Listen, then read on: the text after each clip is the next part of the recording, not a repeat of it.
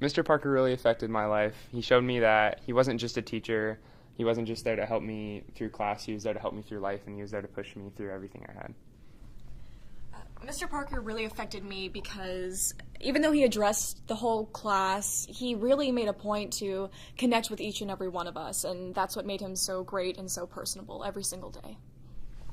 JP really reminded me last year that I am fully capable of anything, and especially in a subject that was super difficult and I was worried about. He definitely helped me along with that. I mean, Parker is probably the single most connective teacher.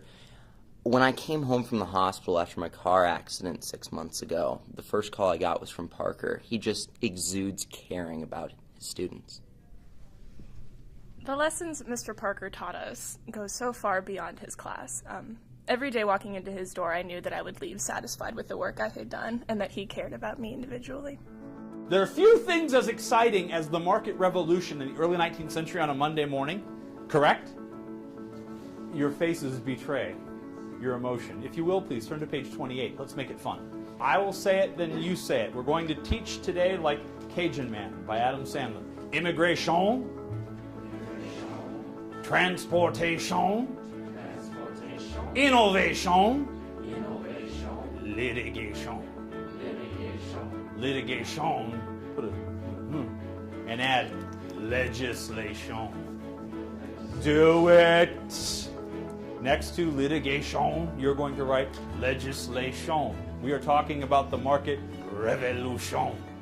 I am so fired up to find you at lunch throughout the week this week and just present you with nouns and dare you to fire back. It's going to be so much fun.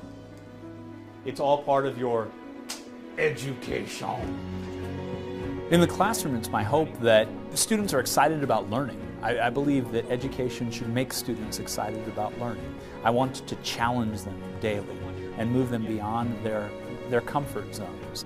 I hope to marinate their brains in the vocabulary not only of history, but to constantly elevate the level of discourse, to ensure that they are thinking at a level that is uncomfortable for them, and that's the only way that growth can occur.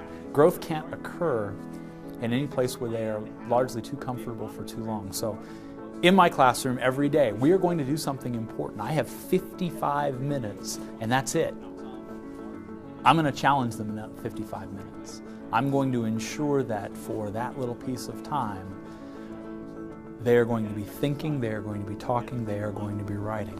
Railroads. Okay, let's do railroads. I'm going to put railroads down here because I want to emphasize that they come later.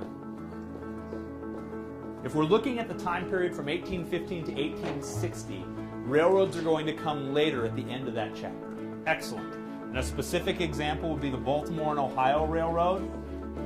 How many of you have played Monopoly? Everyone raise your hand. You ever wonder what the B&O Railroad was? You're learning.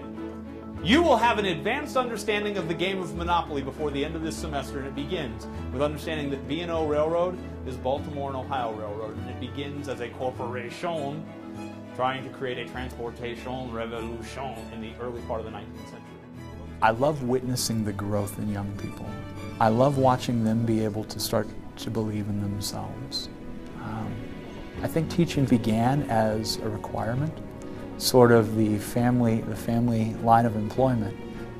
It has evolved to be something that is one of the nouns that I use to define myself. I am a father, I am a husband, I am a teacher, and it means a great deal to me because it means that each year I'm responsible for helping shape young people. And it has less to do with the history or the football or whatever it is that I'm teaching and coaching. It has to do with making them believe that there's something great inside them and hoping that I can help them find that.